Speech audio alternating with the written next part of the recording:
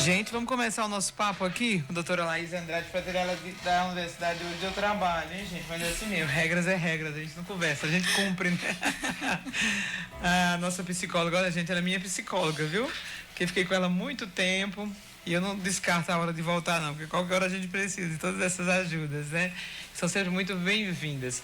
Eu gosto de dar muito depoimento aqui na rádio, digo, minha gente, olha, ir para psicóloga é um show, a gente se conhece, a gente aprende, é uma coisa que eu demorei até ir, digo muito aos meus ouvintes, né?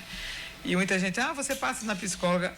Passo, gente, eu adoro. Eu ficaria com a psicóloga o ano todo, a vida toda. É porque a gente nem pode. Não é questão de não poder até pagar, pode, mas é porque tempo, mas elas que dão alta a gente. Elas estavam a hora, né? E se eu puder voltar, e se precisar voltar, estou voltando, porque achei uma dinâmica muito interessante fazer o comercial da doutora aqui, porque realmente eu gostei demais. Enfim, vamos lá. Mas hoje a gente trouxe um assunto que anda perturbando o juízo de muita gente, que é a história da ansiedade, da depressão nos adolescentes, jovens e também nos adultos de forma geral. Mas a doutora Laís Andrade veio para conversar com a gente, por quê? Porque a gente quer conversar direto para você, pai, mãe, que está nos ouvindo agora, para tudo aí, ou bota o radinho mais perto, né? Eu sei que está na hora do almoço, aquela correria, mas se junta o rádio, leva o rádio perto de você, ou aumenta o som, porque agora a gente vai falar desse assunto que preocupa tanto você que tem um adolescente em casa. A começar, doutora, para saber quais esses sinais da ansiedade, da depressão dos nossos jovens, né? E como ajudar. Bom dia, prazer recebê-la e revê-la, né? Muito bom dia aos ouvintes, bom dia a todos. Primeiramente, quero dizer, né, que eu também faço terapia. Olha aí, então, assim, é algo muito importante para todos nós. Acho que todo mundo deveria passar pelo menos algum tempo na terapia para começar a se entender melhor, entender o que faz mal, né? Como lidar melhor com os nossos problemas, enfim. Então, não deixar para ir apenas quando já está completamente num problema muito afundado, muito perturbado, porque aí fica mais difícil, né? Mais difícil de lidar com essa situação. Então, é um prazer estar aqui, né? E os sinais iniciais, a gente pensa o seguinte: como era o seu filho ou a sua filha antes, né? Então, um fator determinante é se houve mudança de comportamento. Se o seu filho, seja criança, adolescente, enfim, se ele está com alguma mudança comportamental muito significativa, ou às vezes sutil mesmo, né? Por exemplo, tá mais irritado, tá mais quieto, tá mais isolado. Então, provavelmente essa criança ou esse adolescente, ele tá passando por alguma questão que pode ser que ele não esteja sabendo elaborar. E aí, para a gente identificar se é uma ansiedade, um problema de ansiedade ou um problema depressivo, sinais depressivos, realmente só passando por um profissional para que ele possa te ajudar nessa contextualização sintomatológica. Então, esses são os principais sinais, gente. E, Laís, e quais as causas que a gente pode dizer que leva à ansiedade nos adolescentes? Olha, na verdade, já para desmistificar um pouco a questão da ansiedade, eu vou fazer uma pergunta para vocês que estão me ouvindo. Vou dar um pequeno segundo aqui para vocês responderem mentalmente aí ou discutirem com quem vocês estejam ouvindo. Se você tivesse um botão vermelho na sua frente e eu dissesse assim: a partir do momento que você apertar esse botão, sua ansiedade vai ser 0. Você aperta ou não aperta? 0. Ansiedade, 0. E aí, Jaque? Eu acho que não, porque eu até gosto de ser ansiosa às vezes para resolver as coisas. Eu não apertaria. Porque às vezes a ansiedade motiva. Em alguns momentos. Ansiedade boa. Exatamente. Já temos aqui indícios de uma pessoa que passou por um processo de terapia, né? Foi mal, era para ter deixado o William responder. Mas, enfim. Gente, ansiedade, eu acho que muita gente em casa respondeu que sim na hora, né? Porque muita gente que passa por mim no consultório acaba dizendo: oxa, agora, onde é que tá esse botão aí que eu quero apertar? E assim, a ansiedade, assim como outros mecanismos do nosso corpo, do nosso cérebro, ele é um mecanismo de defesa. Por exemplo, a dor, ela é agradável de sentir? Não. Ninguém gosta de sentir dor. Mas se não fosse a dor, como que você ia saber que tem alguma coisa funcionando errado no seu corpo?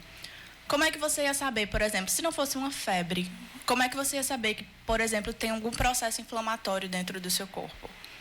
Então, esses sinais do nosso corpo são mecanismos de defesa, são formas de a gente sobreviver por mais tempo, que esse é o nosso objetivo maior, é a sobrevivência, né? E a reprodução da nossa espécie. Então, não é agradável sentir ansiedade, não é agradável sentir dor, mas as pessoas confundem isso como algo ruim. Mas se não fossem esses mecanismos, a gente não conseguiria se defender a tempo. A gente não conseguia, por exemplo, ir no hospital, dizer, tá doendo aqui, tem alguma coisa de errado comigo, enfim. E a ansiedade, ela também é um mecanismo de defesa. Como assim? Se você, por exemplo, passa por uma situação de medo, ou de risco, ou de perigo, você vai desencadear alguns sintomas, certo? Como pupilas dilatadas, coração acelerado, suor, né? Tremores, dormências, tonturas. Isso são formas do nosso corpo dizer assim, olha, tem alguma coisa ali que você precisa estar atenta. No caso, é um sinal que o corpo... Um sinal, que a gente chama de mecanismo de luta ou fuga. Então, o teu corpo, ele te prepara inteiro para que você possa lutar ou fugir. Por exemplo, quando a gente está nessa situação, a gente fica pálida. Sabe o que significa isso? Que o nosso sangue, ele saiu da superfície e foi para dentro do músculo, porque caso a gente se machuque, leve um corte, a gente não vai perder tanto sangue assim. Então, olha só que interessante. Nos momentos de tensão, a gente fica pálida mesmo, é verdade. Por que a gente fica tremendo tanto? É como se fosse o nosso corpo aquecendo os nossos músculos para caso a gente precise correr, fugir do perigo, lutar contra alguma coisa. Porque se a gente passar do zero a uma velocidade maior, a correr ou a fazer algum esforço físico muito brusco, certamente a gente vai ter uma lesão. Então, o nosso corpo, ele se prepara todo para que a gente possa enfrentar uma situação de risco nesses momentos que a gente tem medo, certo? A ansiedade é como se fosse um mecanismo que ele vai te preparar para um risco futuro, para que você não repita situações igualmente perigosas. Então, se você passou por um lugar, tinha um buraco, você caiu nesse buraco, na próxima vez que você passar nessa rua, você vai ficar um pouco mais esperta, porque você vai despertar alguns mecanismos no seu corpo que vai dizer assim, não vai por aqui não, que você vai cair nesse buraco. Então, se não fosse a ansiedade, se a gente apertasse esse botão vermelho, provavelmente a gente ia se colocar em situações de risco muito mais vezes. Ou seja, você ia passar por ruas escuras, porque é mais perto, você ia cair no buraco mais vezes, você ia subir em lugares muito altos, perigosos, enfim. Então, é uma forma do seu corpo dizer assim, cuidado, fique alerta, que pode existir algum risco. O problema da ansiedade é quando esse risco ele é inventado pela nossa cabeça. Quando a gente começa a achar que o risco está em qualquer coisa, em sair de casa, em andar sozinho, em resolver coisas sozinhos, enfim, quando a gente começa a supervalorizar esses riscos. E aí sim se transforma em um problema. Então, essas são as principais causas, né? Quando a gente tem fatores... Na verdade, é multifatorial. Então, tem fatores genéticos, ambientais. Se vocês são pais ansiosos, se cuidem, porque os seus filhos podem se tornar e desenvolver ansiedade muito rápido. Por exemplo, o seu filho está brincando no parquinho e você fala, não vai por aí não, pelo amor de Deus, cuidado. O menino fica do mesmo jeito. Ansioso. Então, supervalorizando riscos. A propósito, gente, 10 horas e 49 minutos, a doutora Laís Andrade aqui com a gente, o William já está na produção ali do telefone, dúvidas, perguntas, ele está dando uma olhada.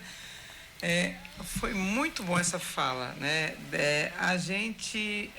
Os filhos são os espelhos do pai, a gente educa pelo exemplo. Eu digo muito isso aqui, minha gente, cuidado, a gente educa os filhos pelo exemplo, e aí está a maior prova, né? Pais ansiosos geram filhos ansiosos, muitas vezes os pais alcoolistas geram filhos alcoolistas, e assim vai. Então, é muito importante esse comportamento dentro de casa, né, doutora? Exatamente, pelo hábito, né? A gente educa pelo hábito, pelo modelo comportamental. Não adianta apenas falar, não faça isso, não minta e você mentir, né?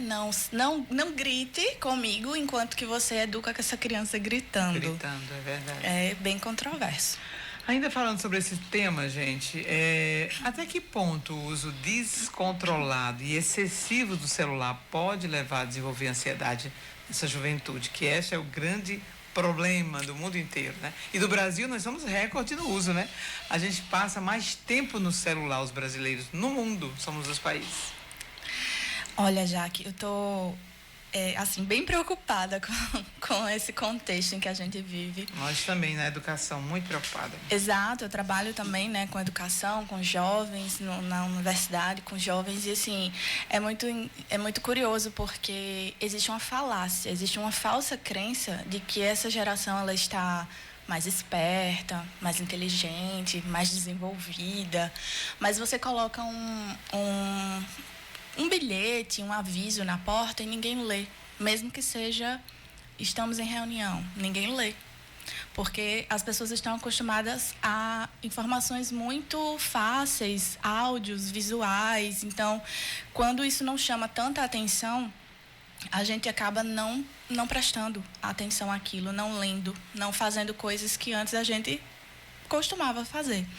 Existe um autor, né, de um livro chamado, até um pouco provocativo o título do livro, que é A Fábrica de Cretinos Digitais, do Michael Desmourguet. Já ouvi falar nesse livro, vou até comprar para mim. E ele fala que, pela primeira vez na história, né, a nova geração, ela vai ter um QI abaixo da geração anterior. Isso porque, no contexto geral, a gente sempre viveu situações, um processo de evolução, né? De evolução tecnológica, de evolução em vários âmbitos do ser humano. O ser humano sempre foi o quê? Evoluindo. Então, você tinha mais estímulos, você tinha mais chances de aprendizagem, mais informações. Então, consequentemente, as gerações seguintes, elas tinham uma tendência a ter um QI, né? Ou seja, um coeficiente de inteligência maior do que a geração anterior. Então, se você parar para observar, geralmente você tem mais acesso à informação que seus pais, que seus avós e assim por diante. Mas esse autor, ele fala que pela primeira vez na história, em termos científicos, existem muitas pesquisas, né, que falam que essa geração, elas têm uma tendência a ter um QI menor do que a geração anterior. Aí você pode me dizer, mas Laís, meu filho de 2 anos, de 1 ano, ele já consegue mexer num tablet, num celular, ele já consegue mexer com tecnologias e etc. Então, assim, veja, vocês devem lembrar que antigamente, quando a gente tinha que fazer uma impressão, por exemplo, na impressora, a gente tinha que pegar o CD do software, né, instalar, ligar os cabos. Então, a gente tinha que ter um certo conhecimento operacional ali para conseguir fazer aquela impressão. Hoje em dia, você aperta um botão e já sai via Wi-Fi, né? Então, assim, não é que isso seja ruim, mas a gente não está sabendo utilizar essas facilidades em termos de cognição, de inteligência. Então, a gente está se acomodando, né, com essas facilidades. E a indústria midiática, ela trabalha para nos deixar acomodados mesmo, para que você consiga fazer uma compra online com um clique, para que as coisas apareçam para você. Você, às vezes, está procurando uma geladeira, um fogão. Todo mundo já deve ter passado por isso. Você procurou lá no Google uma geladeira, um fogão, quando você vai ver nas suas redes sociais, só dá geladeira e fogão, né? O algoritmo leva você para esses lugares. Então, assim, na verdade, essas crianças que são muito precocemente inicializadas no mundo digital, não é que elas estejam mais inteligentes. Ao contrário, porque todos esses mecanismos midiáticos digitais, eles são muito intuitivos. É fácil de usar. É muito fácil. Então, a criança, ela não precisa entrar em alguma aba. Não, ela só precisa girar o dedinho, deslizar o dedinho. Então, ela vai deslizar para um lado, não vai dar certo. Ela vai deslizar para o outro, vai dar certo. E ela vai ter reforço daquele comportamento que deu certo, ela vai continuar fazendo aquele comportamento, E é tão verdade, gente, que as pessoas usam o TikTok como referência, o Léo Dias como referência. Ficam passados. Olha, você viu no TikTok? Não, peraí, mas de quem é essa música? Não, mas de quem disse isso? Não, foi o TikTok. Aí você, pronto, já viu o caos que foi instalado nessa juventude. E é tão verdade o que a doutora Laís dá, que eu estou na comunicação há 32 anos, sou professora, estou já próximo de chegar ao final, mas um detalhe interessante. As conversas do jovem, elas são curtas. Exato. Elas são poucas palavras, né? Elas querem fazer uma referência ou mostrar um vídeo a você. Olha isso aqui, mas não sabe interpretar. Digo, mas conta o que o vídeo disse. Exato. Não, mas olha aqui, mas não sabe nem interpretar o que ela viu, gente. Exato. É incrível, né? Eles estão muito preocupados em achar, nesse achismo, né, da internet, sem fazer uma pesquisa profunda na fala, na pesquisa, né, na boa conversa. É interessante isso. E outra coisa, e isso atinge todas as profissões. Tudo. E a gente fica muito preocupado com isso, gente. Porque até para você levar um papo numa mesa com um monte de jovens sem o celular é complicado. Porque eles não sabem o que conversar. É verdade. É um silêncio completo. Eles ficam pegados no telefone, é um silêncio. Um dia eu ia tirar uma foto de um monte de amigos juntos, sabe? Tava todo mundo, inclusive aí só eu não peguei no celular. E tava Paulo no celular, mas um bocado no celular. Aí eu disse, minha gente, olha o que é isso. Uma mesa, todo mundo sentado e com o celular na mão. Enquanto chegava uma comida para comer.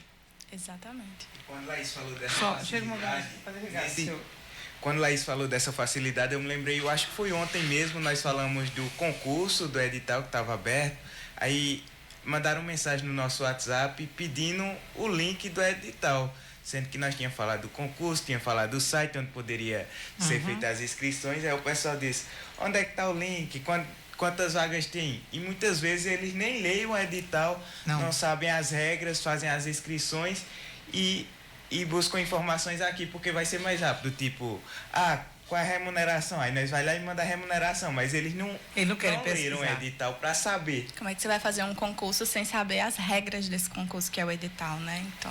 Isso é muito preocupante, gente. Essa caída no QI dessa juventude, dessa geração, é muito preocupante. É tanto que o povo, as vagas da universidade estão sobrando. Isso. As vagas nos cursinhos da universidade estão sobrando, porque eles não querem estudar mais. A juventude não quer mais estudar. É porque, assim, também existe uma contramão da educação, né? Antigamente, quem eram suas referências? Era o professor, era o engenheiro, era o médico, enfim, eram várias profissões. Era um enfermeiro, enfim. Hoje, quem são as referências dos jovens? É o TikToker, é o influenciador digital. Então, assim, infelizmente, a gente vive uma desvalidação da educação. Porque você se esforçar, você passar anos numa universidade, estudando, se especializando, para você ter aquela remuneração, né? Sendo que você vê os seus ídolos digitais ganhando dinheiro, produzindo conteúdo, isso não é estimulador para esse jovem. Verdade. Entende? Aqui todo mundo quer ser digital influencer, quer ir para a internet ganhar dinheiro. E o mercado lá tá complicado, viu? Que tem os bons e os maus, né? E ainda tem os aqueles que enrolam o tempo todo, né, gente? Exato. 10h58, é hora da água para a gente voltar para falar um pouco o que vem a ser inteligência emocional, os benefícios, né? E como ajudar os adolescentes nessa nova prática da inteligência emocional. Já, já. A gente gosta de estar conectado. Conectado com nossos amigos, conectado com